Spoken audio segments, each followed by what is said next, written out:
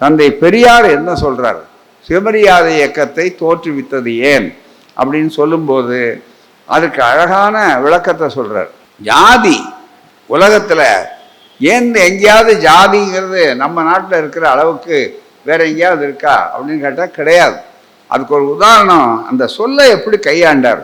2000 ஆண்டு காலமாக 2000 ஆண்டு காலமாக 2000 ஆண்டு 20,000 ஆண்டுகள் அறியாமை மூடநம்பிக்கை இருட்டை விலக்கி கொடிய பார்ப்பன சமுதாய அமைப்பால் விளைந்த தாழ்வையும் இழிவையும் போக்கி உழைப்போடு இன்பமும் சேர்ந்த உரிமை வாழ்வுக்கு அடித்தளம் அமைத்த பெரியாரின் லட்சியத்தையும் கொள்கையும் 1929 பிப்ரவரி 17 அவர் எழுதிய குடியரசு தலையங்கள். இது குடியரசு தான் அவர் நடத்தின பத்திரிகை. அந்த குடியரசுல சுயமரியாதை இயக்கம் ஆரம்பிச்ச உடனே சொல்றாரு, நான் ஏன் இந்த சுயமரியாதை இயக்கம்னு பேர் வச்சேன். சுயமரியாதைங்கிற வார்த்தைய அகராதியிலே பொதுவானது, அது ஒன்றும் நமக்கு மட்டும் சொந்தம் இல்லை. யாரெல்லாம் தங்களுடைய மதிப்பு அங்கே காப்பாற்றப்படணும்னு நினைக்கிறோமோ, கண்ணியம் காப்பாற்றப்படணும்னு நினைக்கிறோமோ, அதுதான் சுயமரியாதைக்கு ஆங்கிலத்தில் சொல்லணும்னா டிக்னிட்டி. ஒரு மனிதனை நாம் என்ன செய்யணும் அப்படின்னு கேட்டால் அவனுக்கு கோபம் வரும், ஆத்திரம், தன்னை இழிவுபடுத்தினா அதை சகிச்சு கொண்டு இருக்கிற அவசியமே இல்லை அப்படின்னு அதுதான் சொல்கிறார். உலகில் பெரியார் சொல்கிறார் நல்லா இந்த இடம் சுயமரியாதைக்கு டெஃபினிஷன். உலகத்தில் உயிரையும் கூட கொடுத்து பெற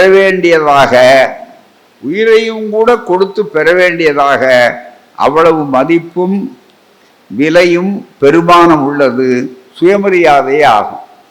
மனிதனுக்கு மட்டும்தான் சுயமரியாதை. 6 அறிவு படைத்தவனுக்கு மட்டும்தான் சுயமரியாதை. 5 அறிவு இருக்க மாட்டுக்கு சுயமரியாதை உண்டா? மிருகங்களுக்கு சுயமரியாதை உண்டா?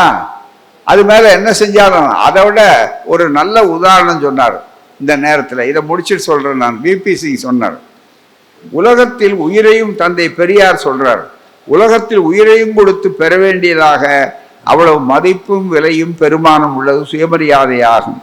மக்களின் சுயமரியாதைக்காகத்தான், கவனிங்க, மக்களின் சுயமரியாதைக்காகத்தான், மக்கள் மானத்தோடு வாழ்வதற்காகத்தான் அரசாங்கமும் தேசியமும் வேண்டியும் ஒழிய கேவலம் இவைகள் மனிதன் வயிறு வளர்க்க மாத்திரம் வேண்டியதென்றால் அதற்கு எந்த அரசாங்கமும் அரசியலும் தேசியமும் கண்டிப்பாக வேண்டியதில்லைன்னு சொல்லுவோம்.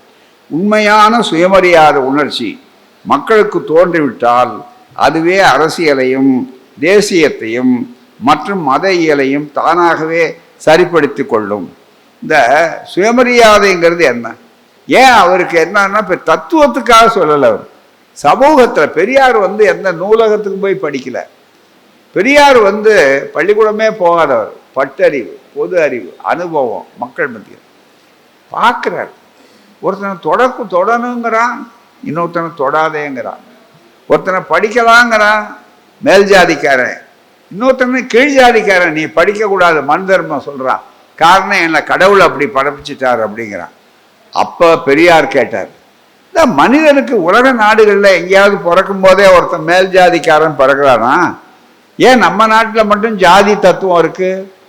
மேல்நாட்டில் ஏழை பணக்காரன்னு இருக்கலாம். இன்றைய ஏழை நாளைக்கு பணக்காரன் ஆகலாம். நாளைய பணக்காரன் நாளைக்கு மறுபடியும் ஏழை ஆகலாம். குதிரை ரேஸ்லையோ அல்லது சீட்டாட்டத்துலையோ. இப்போ எத்தனை பேர் சீட்டாட்டத்தில் போய் இப்போ இருக்கிற பணத்தெல்லாம் விடுறான் போராம. ஆன்லைன் சூதாட்டம் கூட இப்போ நடந்துகிட்டு இருக்க மிகப்பெரிய அளவுக்கு. ஆகவே அதுக்கு ரொம்ப மிக முக்கியம் இல்லை. ஆனால் அதனுடைய அடிப்படை நீங்கள் நல்லா சிந்திக்க வேண்டிய விஷயம் என்னன்னு கேட்டால், அவனுடைய சிந்தனை ஓட்டம் ஒரு பெரிய மாற்றங்களுக்கு வரணும். வேற எந்த நாட்டிலையும் இன்றைய பணக்கார நாளைக்கு ஆகலாம். இன்னைக்கு பாப்பானா பிறந்தா நாம தேர்ந்தெடுக்கிறதில்ல ஜாதி, அவன் அப்பா அந்த மதம் அதுதான் சொல்கிறான். அப்போ நீ கீழ் ஜாதி. சுடுகாட்டில் போய் இவன் ஜாதி நிற்கிது போராமே. சுடுகாட்டில் மீதி மனுஷன் செத்து போகிறான். செத்து போன பிற்பாடு அவனுக்கு என்ன ஜாதி, அதுக்கப்புறம் அவனுக்கு என்ன மதம். இந்த மதத்துக்காரனுக்கு இங்கே பண்ணணும், இந்த ஜாதிக்காரனுக்கு இங்கே பண்ணணும். பெரியார் அதை தான் ஒழிச்சார். சமத்துவம், சமத்துவம், சம உரிமை என்பதை சொல்வது தான் சுயமரியாதை இயக்கம். மனிதர்களுக்குள்ள என்ன பேதம்? வெளிநாட்டில் தொட்டா குடிக்கிறவன் இல்லையே, இங்க மட்டும் தொட்டா குடிக்கிறானே, புனிதம்னு சொல்றானே. ஆண் உயர்ந்தவர், பெண் தாழ்ந்தவர், பெண்ணுக்கு கீழே அப்படின்னு. மனு தர்மத்தில் மனு தர்ம புத்தகம் இருக்கீங்க, வாங்கி பாருங்க. அசல் மனு தர்மத்தை படித்தா ரத்தம் கொதிக்கும் நமக்கு. அந்த மனு தர்மத்தை தான் சட்டமாக்கணும்னு நினைக்கிறான் இப்போ வந்திருக்கிற அரசாங்கத்தில். நல்ல வாய்ப்பா இந்த தேர்தலில் அவங்களுக்கு 400 இடம் கிடைக்காதனால தப்பிச்சது நாடு ஓரளவுக்கு. இன்னும் அந்த ஆபத்து போகலை. அது கிடைச்சிருந்தா இந்த அரசியல் சட்டத்தையே தூக்கிட்டு, இதுதான் அரசியல் சட்டம், அண்ணல் அம்பேத்கர் அவருடைய குழுவில் எழுதுந்து, இந்த அரசியல் சட்டத்தை தூக்கி எறிஞ்சிட்டு அதுக்கு பதிலாக என்ன செஞ்சிருப்பாங்க? மனு தர்மத்தை கொண்டு வந்து வைக்கணும்னா. மனு தர்மத்தை இப்போவே குஜராத்தில் பாடத்திட்டமாக வச்சுருக்கான், இப்போவே பீகாரில் சொல்லி கொடுக்கணும்னு நினைக்கிறான், இப்போவே பிஜேபி ஆடுற இடத்துலலாம் சொல்கிறான். அந்த மனு தர்மத்தில் பேதத்தை உருவாக்கியிருக்கான். இந்த பேதத்தை ஒழிப்பதுதான் சுயமரியாதை இயக்கம், சமப்படுத்துவதுதான் சுயமரியாதை இயக்கம். மனிதன் மனிதனாக இருக்க வேண்டும்.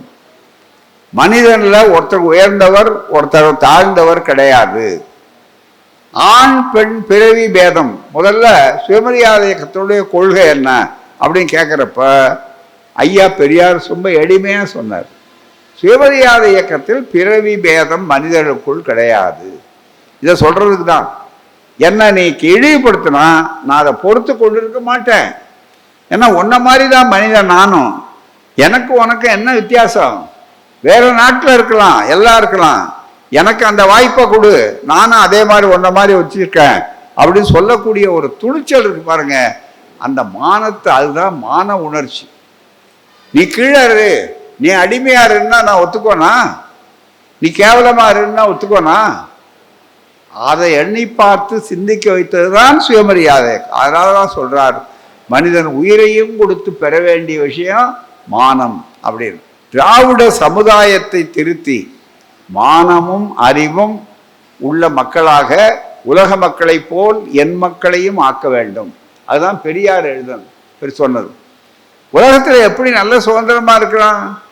அங்க யாரும் தொட்டா குளிக்கணும்னு யாரும் போறது இல்லையே.